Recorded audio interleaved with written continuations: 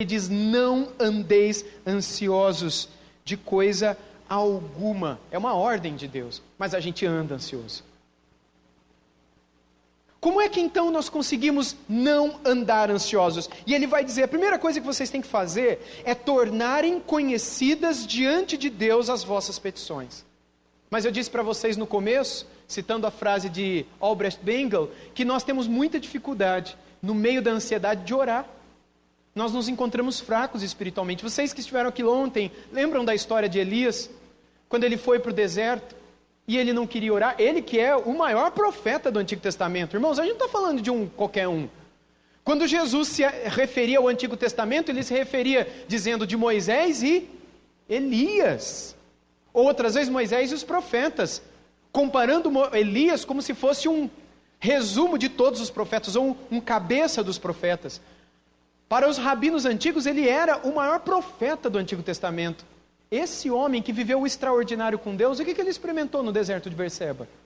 O que ele experimentou diante do Horebe? A vontade de morrer. É ele que buscou a Deus, não foi Deus que foi falar com ele. Nem orar ele tinha vontade. E quando Deus falava com ele, o anjo perguntava algo, ele respondia palavras sem sentido. É assim com você e comigo também. Nós não somos melhor. Se o próprio Elias passou por isso, imagine você e eu. Nós somos frágeis também. Mas nós devemos compreender essa ordem. Eu preciso falar. Eu preciso me derramar diante de Deus. Eu preciso tornar conhecida diante de Deus a minha petição. Qual é a minha petição? Seja o que for, Deus não se escandaliza com você. Apresente diante dele. E o texto bíblico diz, pela oração e pela súplica. Você tem que pedir com súplica, pedindo socorro ao Senhor. Tire da sua cabeça, se você está passando por isso, ou tenha paciência com quem passa por isso. Quando essa pessoa imaginar, se você é essa pessoa, então essa palavra é para você, que talvez Deus tenha coisas mais importantes com que se preocupar. Afinal de contas, o teu problema é tão pequeno e você mora num lugar talvez tão distante como eu moro, e a sua história é tão desconhecida como a minha é, e talvez Deus tenha coisa mais importante com que se preocupar. E essa ideia é tão absurda e ofende tanto o nosso Deus. Vocês se lembram a história daquele jovem que perdeu o machado na beira do rio? Você lembra mesmo? Tem uma história lá no livro dos Reis, de um jovem, que a gente não sabe o nome dele. E esse jovem, ele fazia parte da escola de profetas, na época que Eliseu, que sucedeu Elias, era o líder daquela escola. E diz-nos o texto bíblico que eram tantas as pessoas que estavam estudando naquela escola de profetas, que eles decidiram ampliar as paredes. E aí então pediram autorização para Eliseu, Eliseu autorizou que eles fossem, e quando eles começaram a se organizar para ir atrás da madeira, eles pediram para que o Eliseu fosse junto, na beira do Jordão, pegar madeira para ampliar as instalações da escola. Só que quando eles chegaram lá, e Eliseu estava junto, o ferro de um dos machados soltou da madeira e caiu na água. E aí o jovem, diz o texto bíblico, disse: ai meu Senhor, porque era emprestado. Só isso. E curioso que o texto anterior fala das batalhas de Israel contra as nações, a história dos reis. O capítulo anterior também fala das guerras, das batalhas, etc. Nesse capítulo, o texto bíblico diz que o profeta perguntou onde caiu. E ele falou, foi ali. E aí o profeta jogou um pedaço de galho e o machado flutuou. Embora hoje muitos liberais dizem que é normal que isso aconteça, é lógico que é normal, né? Você joga um galho, o ferro afunda. Aliás, eu já tentei fazer isso. Sabe aqueles lugares, eu não sei se tem aqui em Campina Grande, eu não sei se na sua cidade tem, que o pessoal joga moedinha na fonte? Tem aquele monte de moeda de R$1,50.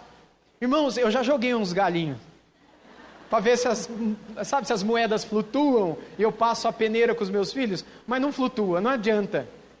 Derruba um machado no rio e tenta ver se flutua para flutuar, se você joga. É um milagre o que aconteceu. Aquele jovem pegou o machado e acaba a história. E aí volta a falar das batalhas com as nações. O que essa história está fazendo ali na Bíblia? Quando eu paro para pensar, eu falo, meu Deus, que história mais irrelevante. Se eu fosse o Senhor, jamais isso daqui entraria aqui. bobeira essa história tá aqui na Bíblia, não precisa estar na Bíblia, mas isso sou eu, né? Seria mais ou menos que um livro contasse a história do Brasil. A história dos presidentes do Brasil, a história dos imperadores do Brasil, a história daqueles caras que chefiaram as capitanias hereditárias no Brasil, lá na época do Brasil, chamado Brasil Colônia. A história de todos os líderes que lideraram o Brasil desde 1500 até hoje. Imagina essa história. E aí começa desde o primeiro até o Bolsonaro. E aí imagina que lá pelas tantas, como é que você chama? Anderson. Imagina que o Anderson, ano passado, ele estava indo para o trabalho. Você mora onde, Anderson? Santo Antônio de Jesus. Santo Antônio de Jesus, Bahia. Ele estava lá em Santo Antônio de Jesus, na Bahia. Você trabalha? Então ele tinha acabado de receber o salário dele, estava na carteira o cheque, vamos fazer de conta, tá? O cheque lá com 20 mil reais que ele ganhou do salário do mês. Aí o Anderson, né? Recebe, irmão. Aí o Anderson tava e apareceu aquele moleque, né? Com uma arma na mão, na verdade não tinha nada, ele tava assim, né? E falou, passa agora, passa. E aí ele pega e dá o cheque pro rapaz. Triste da vida. E aí de repente o Anderson chega pro patrão dele, né? E fala, ai meu senhor, porque fui assaltado, né? Não era emprestado, né? Mas foi assaltado. Aí de repente um milagre acontece e o patrão decide dar de novo o salário dele, ou um amigo dele que está lá fala, olha, eu recebi um prêmio aí, Deus pôs no meu coração que eu tenho que dar esse presente aqui para você, e abençoa a vida dele, 20 mil reais de novo, vamos supor. E aí de repente, os teus netos, os nossos netos, que daqui, sei lá, 80 anos estão lendo a história do Brasil, bisneto, né? Estão lendo a história do Brasil, começaram lá do descobrimento, passaram pelas capitanias, passaram pelo Dom Pedro, Dom João, Dom Pedro II, Marechal Deodoro, e vieram até o Bolsonaro. E lá pelas tantas, aparece a história de um jovem de Santo Antônio de Jesus, chamado Anderson, que foi roubado por 20 mil reais, ou por 1.000 reais, ou por 20 reais, sei lá quanto é que custa um ferro de um machado, mas custava caro naquela época. E de repente ele chega e fala para o patrão dele, e alguém fala, olha, não está aqui, estou de volta. Aí de repente começa a contar a história do próximo presidente da República. Aí o teu neto olha para você, já bem velhinho, e fala, ô Bisa, o que você está fazendo aqui? O que a história do Anderson tem a ver com a história do Brasil? Tem a ver com a história dos reis do Brasil? Tem a ver com a história dos presidentes do Brasil? Faz sentido a história do Anderson estar na história dos reis do nosso país? Não faz. Faz sentido a história daquele jovem que perdeu o machado, está na história do livro dos reis de Israel? Não faz. Sabe por que essa história está lá? Para mostrar para a gente que o nosso Deus cuida das grandes coisas como das coisas pequenas. Ele sabe do que acontece entre as nações, tanto quanto sabe daqueles detalhes que só você sabe na sua vida.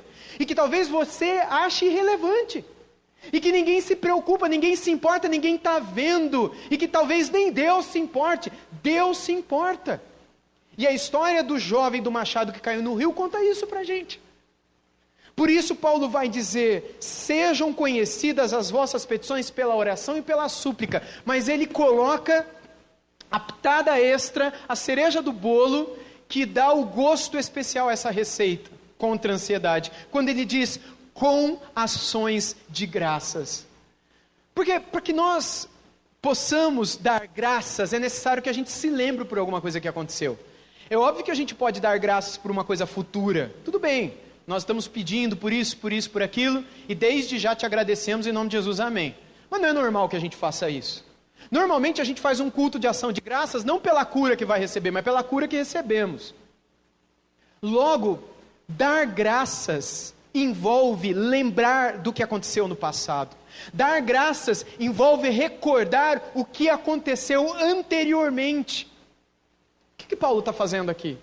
Ele está pedindo para os filipenses se lembrarem de quantas vezes no passado Deus havia dado, Deus havia socorrido, Deus havia livrado, Deus havia abençoado, para que essa lembrança do que Deus já havia feito de bom no passado sustentasse eles agora.